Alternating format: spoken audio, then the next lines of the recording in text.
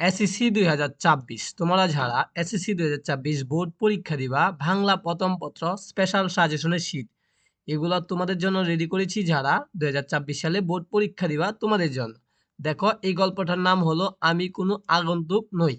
এটার লেখক হলো আহসান হাবিব। এটা অত্যন্ত গুরুত্বপূর্ণ। এটা তোমাদের শর্ট সিলেবাসে রয়েছে। যেগুলো তোমাদের শর্ট সিলেবাসে রয়েছে সেগুলো নিয়ে আমি পিডিএফ তৈরি করেছি যাতে তোমরা বাংলা প্রথম পত্র 30টা এমসিকিউ এর মধ্যে 30টা নাম্বার তুলতে পারো। তো চলো এমসিকিউ গুলা পড়ি এবং শিখি। তোমরা যদি চাও এই গুরুত্বপূর্ণ শীটগুলো আমাদের থেকে নিতে পারবা। কিভাবে নিবা ভিডিও শেষে বলে দিব। দেখো 1 নাম্বার, আমি কোনো আগন্তুক নই কবিতায় বর্ণিত কে অকাল বার্ধক্যনত? এটার উত্তর হবে কদম আলী। এরপরে দেখো 2 নাম্বারটা, আমি কোনো আগন্তুক নই কবিতাটি বর্ণিত মাছরাঙ্গা কুতাইশির দৃষ্টিতে বসে আছে। এটার উত্তর হবে ডুমুরের ঢালে। এরপরে 3 নাম্বার, আমি কোনো আগন্তুক নই কবিতায় স্থির দৃষ্টি কার? মাছরাঙ্গার।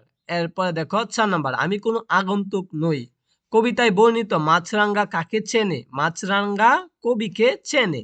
এরপরে দেখো 5 নাম্বার, কবি আহসান হাবিবকে প্রথম কাব্যগ্রন্থের নাম কি? কবি আহসান হাবিবের প্রথম কাব্যগ্রন্থের নাম হলো রাত্রি শেষ। এরপর দেখো 6 নাম্বার, আহসান হাবিব কর্মজীবনে কোনটি পেশা হিসেবে গ্রহণ করেন? সাংবাদিকতা। বেশিরভাগ কবি দেখবা সাংবাদিকতা পেশা হিসেবে ছিলেন।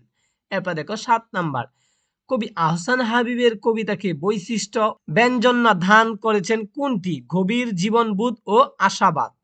এরপর 8 নাম্বার, কবি আহসান হাবিবের কবিতার সিক্ততা পাঠক চিত্রে কোনটি সৃষ্টি করে? এটা হলো মধুর আবেশ। এরপরে দেখো 9 নাম্বার, ছোটদের জন্য কবি আহসান হাবিবের কবিতায় বই কোনটি? এটার উত্তর হবে জ্যোৎস্না রাতের গল্প। 10 নাম্বার, কোনটি আহসান হাবিবের কিশোর পাঠ্য উপন্যাস? কোনটি কিশোর পাঠ্য উপন্যাস? এটার উত্তর দেখি আমরা, উত্তরটা এখানে নাই। তোমরা অবশ্যই কি করবা? কমেন্ট বক্সে জানিয়ে দিবা যদি পারো। এটা এখানে রাখা হয়েছে না ভুলবশত। এরপরে দেখো 11 নাম্বারটা, আহসান হাবিব তার সাহিত্যকর্মের জন্য কোনটি পুরস্কার লাভ করেন? এটা হবে এটার উত্তর হবে ভারতরত্ন পুরস্কার। 12 নাম্বার, কোন পত্রিকায় সাহিত্য সম্পাদক থাকাকালে আহসান হাবিবের জীবনাবসান ঘটে? এটা হলো জনকণ্ঠ। এরপরে 13 নাম্বার, আহসান হাবিব কত সালে মৃত্যুবরণ করেন? 1885 সালে মৃত্যুবরণ করেন। 14 নাম্বার, আমি কোনো আগন্তুক নই কবিতায় কবি আহসানের কাকে সাক্ষী রেখেছেন? তারাকে সাক্ষী রেখেছেন।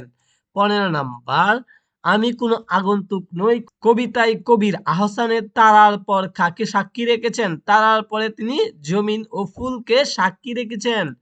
16 নাম্বার, আমি কোনো আগন্তুক নই কবিতায় কোথায় বৃষ্টির জোনাকি রয়েছে বলে উল্লেখ রয়েছে? বাঁশবাগানে। এরপরে দেখো 17 নাম্বার, আমি কোনো আগন্তুক নই কবিতায় বর্ণিত পুকুর কোন দিকে অবস্থিত? পূর্ব দিকে অবস্থিত। 18 নাম্বার, আমি কোনো আগন্তুক নই কবিতায় বর্ণিত ডুমুরের গাছ কোথায় অবস্থিত? তার উত্তর হবে পূবের পুকুর পাড়ে। এরপরে 19 নাম্বার, আমি কোনো আগন্তুক নই কবিতায় অভ্যাসগত নয় কে?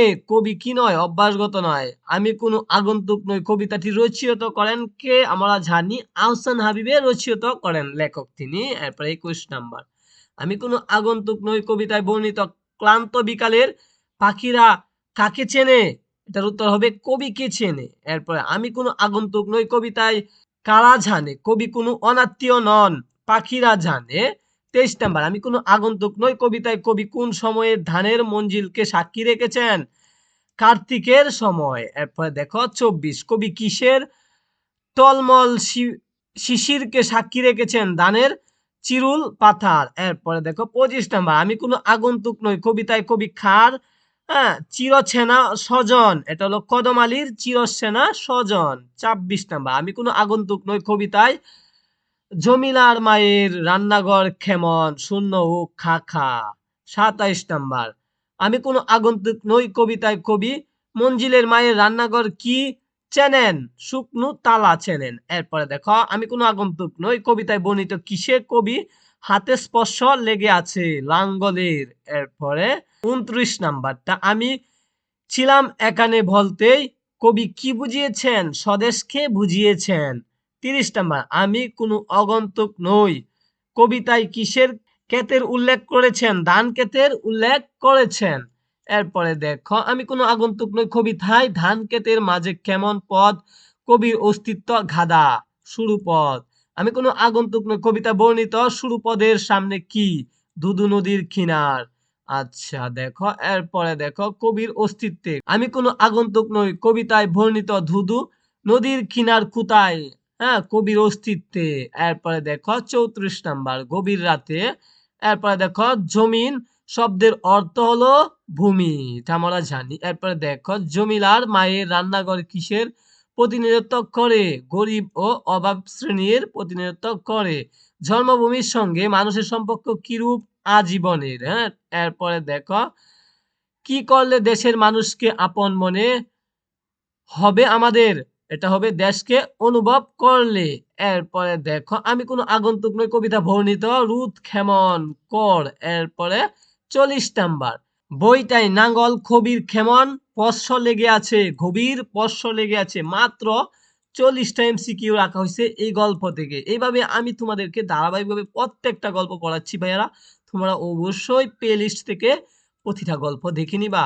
আর যারা পিডিএফ গুলো নিতে চাও, দেখবা গ্রুপ লিংক দেওয়া আছে অ্যাবাউট অপশনে, অথবা টিকটকের বায়োতে কি দেওয়া আছে, নাম্বার দেওয়া আছে, নাম্বারে যোগাযোগ করলে তোমরা কি করতে পারবা, হোয়াটসঅ্যাপে সাজেশন গুলা নিতে পারবা। সকলকে ধন্যবাদ জানিয়ে ভিডিওটা শেষ করতেছি।